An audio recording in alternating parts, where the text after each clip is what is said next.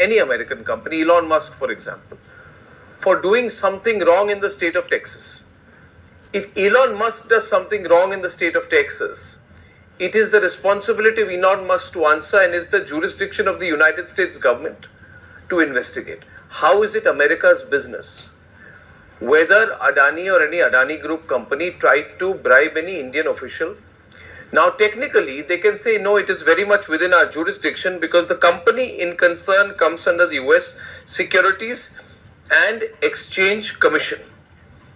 Because this company, Adani Green Energy, has business, raises money, and is therefore answerable to US Securities and Exchange Commission. Technically, they are correct.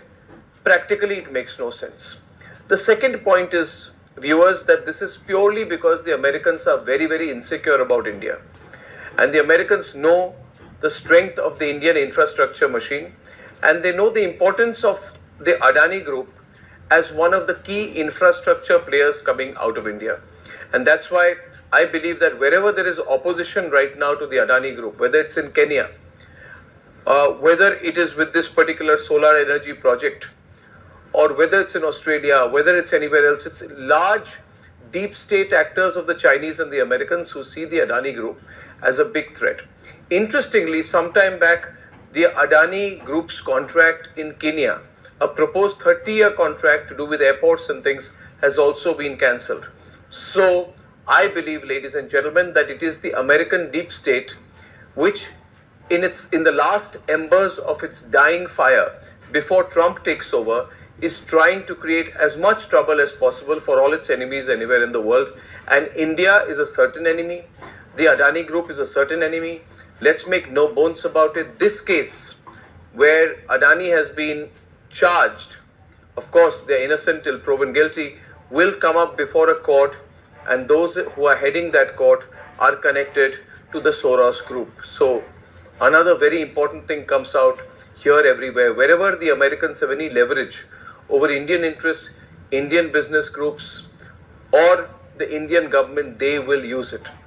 One key point we need to consider, this is a tit for tat also for what the Adani Group did with Bangladesh. As you know, the CIA, the FBI had a big role in making the puppet, the army puppet Muhammad Yunus, whatever designation he's been given, advisor or something to the Bangladesh government. Basically, he's been put in charge as the puppet head of Bangladesh for now by the American deep state. Now he's in trouble. Bangladesh has no money to pay its power bills, and it owes a lot of money, hundreds of millions, to the Adani Group. They were not paying the bills. They went to the Adani Group. Adani Group was asked, can you please give us more time to pay our bills? Gautam Adani played hardball. He did not negotiate. He did not bend. The Bangladesh government, economy, everything is in crisis if Gautam Adani completely pulls the plug as far as power requirements are concerned. The Indian government did not intervene with the Adani Group either.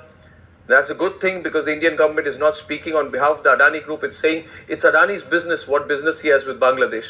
But all of this that is happening now, the charging of the Adani Group company in the US, is happening within 2 weeks, ladies and gentlemen. 2 weeks of Adani making life difficult for CIA, FBI puppet Muhammad Yunus. Please connect the dots. Also, viewers, just some time back, the Americans went and saw for themselves how big the renewable energy facilities of the Adani Group are. American Ambassador Eric Garcetti went to the Khandwa Renewable Energy Facility in Gujarat, where he said, and he tweeted some time back, he learnt about the Adani Green's innovative projects advancing India's zero emissions goal. Now, viewers, this visit happened to Khandwa on July 16th. It happened about 6 weeks after Narendra Modi was elected for a third consecutive term. The Americans went and checked out the Adani facility, realized that this is huge. It's a place where you can produce 20 to 20 gigawatts of power, something the Americans can't even dream of. And the Americans suddenly realized that here is India, which is becoming far more powerful than they expected. India is transferring defense technology to Southeast Asia. India has made Africa its playground. India is investing in Africa. Africans are interested in doing defense collaborations with India. India is a big infrastructure player now in Kenya. You've got Adani eyeing the airports in Kenya. Now you have potential solar power generation capabilities in India which are far beyond what the Americans had ever dreamed of. Therefore, it becomes very necessary to somehow put the brakes on India. And therefore, you got to create trouble. Last point tonight, food for thought, ladies and gentlemen. I believe that we need to look the Americans in the eye and tell them that this is none of their business. Whether Gautam Adani or anyone tried to bribe an Indian government official or tried to bribe Jagan Mohan Reddy when he was chief minister in a YSRCP government in Andhra Pradesh is a matter for the Indian investigators to investigate. It is not something the Americans can poke their nose in. So we have to look them back in the eye and tell them, MYOB, mind your own business. Ladies and gentlemen, it's the deep state at play once again.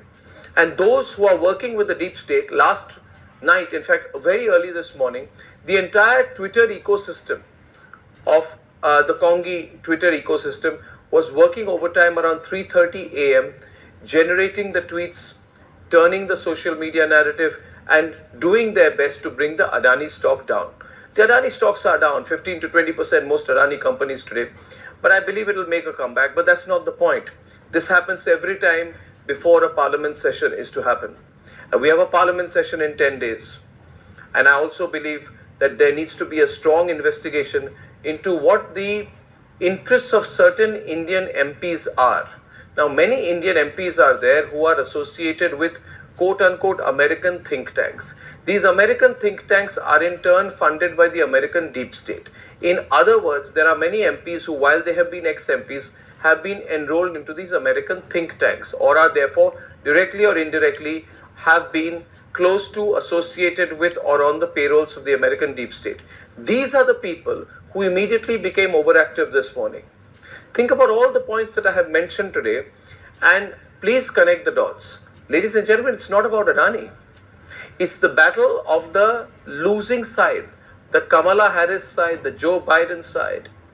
Is the battle of the losing side and the American deep state before Trump takes over. And that's where this whole Adani story and the targeting of India comes in.